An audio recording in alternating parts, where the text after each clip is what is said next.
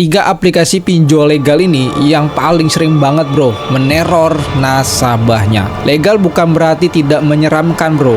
Banyak aplikasi pinjol berizin OJK, tapi cara mereka nagih sama agresifnya bahkan lebih ekstrim dari yang ilegal. Di video ini saya akan bongkar 3 aplikasi pinjol legal yang paling sering dilaporkan nasabah karena teror, ancaman, bahkan penyebaran data. Tonton sampai akhir karena yang ketiga paling mengejutkan banget bro. Jangan lupa klik like dan subscribe channel ini karena setiap minggu kita bongkar fakta dunia gelap pinjaman online. Sebelum kita akan bahas ke daftar aplikasi lebih lengkapnya, kamu harus tahu juga pinjol legal itu adalah terdaftar dan diawasi oleh OJK. Pinjol ilegal tidak punya izin. Oke, sebelum gua akan masuk ke dalam topik pembahasannya, dan teman-teman silakan saja ketikkan dalam komentar apa kisah kalian, apa pengalaman kalian menyukai channel ini. Klik like, sebarkan video ini sebanyak-banyaknya agar tidak ada lagi korban yang berjatuhan.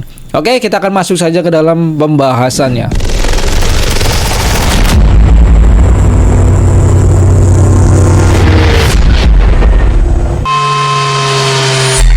Tapi faktanya, cara penagihan agresif juga terjadi di aplikasi legal. Kenapa? Karena meskipun diawasi, banyak dari mereka masih bekerja sama dengan pihak ketiga atau DC eksternal atau agensi ataupun vendornya yang tidak mematuhi etika penagihan. Nah, di urutan yang pertama ini ada aplikasi yaitu di Akulaku. Nah, aplikasi Akulaku ini bukan pinjol bro, melainkan dari file letter. Meski masuk dalam daftar resmi OJK, Akulaku sering dilaporkan pengguna bro, karena teleponnya itu nonstop sampai 10 ataupun 2 kali per hari. Dan gue juga termasuk nasabah dari Akulaku. Ancaman verbal via WhatsApp ini juga banyak yang mengeluhkan dari para nasabah pinjaman online ataupun dari Akulaku tersebut. Dan juga ada yang sampai ke kontak darurat, dan juga sampai ada yang teror ke kontak darurat, bahkan ke nomor HRD tempat Anda kerja, dan bahkan ada yang sampai ke nomor kantor Anda. Beberapa korban menyebut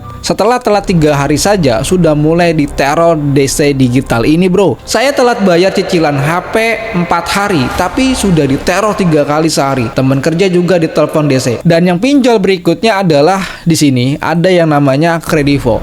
Nah, Kredivo ini meskipun punya sistem cicilan modern, nasabah yang gagal bayar tetap mengalami tekanan luar biasa bro. Di antaranya spam email dan WhatsApp, pesan ancaman penyebaran data, ancaman visit rumah oleh tim lapangan. Dan itu banyak sekali keluhan-keluhan dari nasabah yang gue ambil dari beberapa sumber media online. Dan teman-teman juga pasti banyak yang tahu tuh tingkah laku dari perilaku DC lapangan dari Kredivo ini mungkin sangat meresahkan dari masyarakat ataupun dari nasabahnya. Bahkan di beberapa testimoni disebut ada yang dikirimin surat palsu yang mengaku dari pengacara. Dan yang ketiga ini dari pinjol ada kami.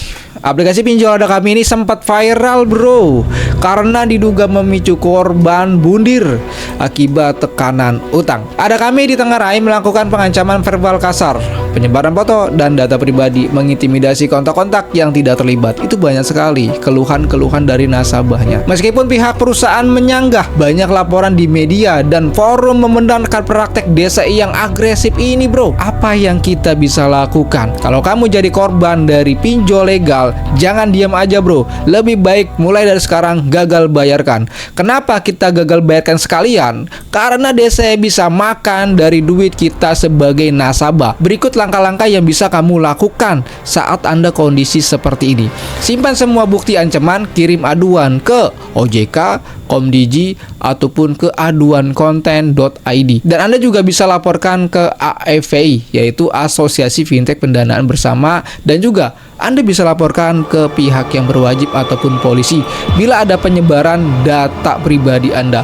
Buat surat pengaduan ke perusahaan pinjol dan minta keringanan pembayaran.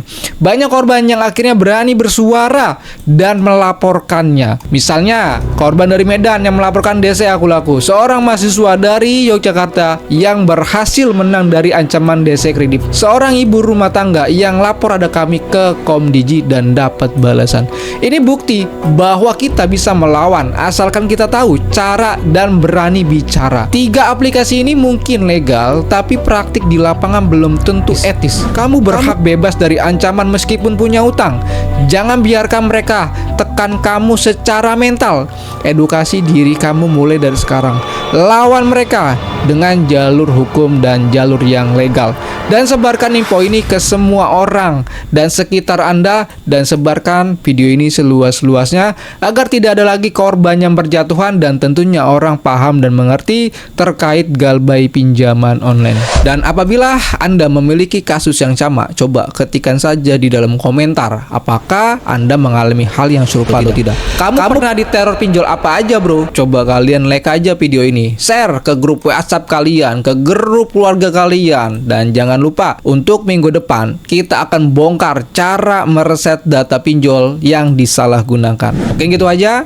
Assalamualaikum warahmatullahi wabarakatuh. Salam galbay.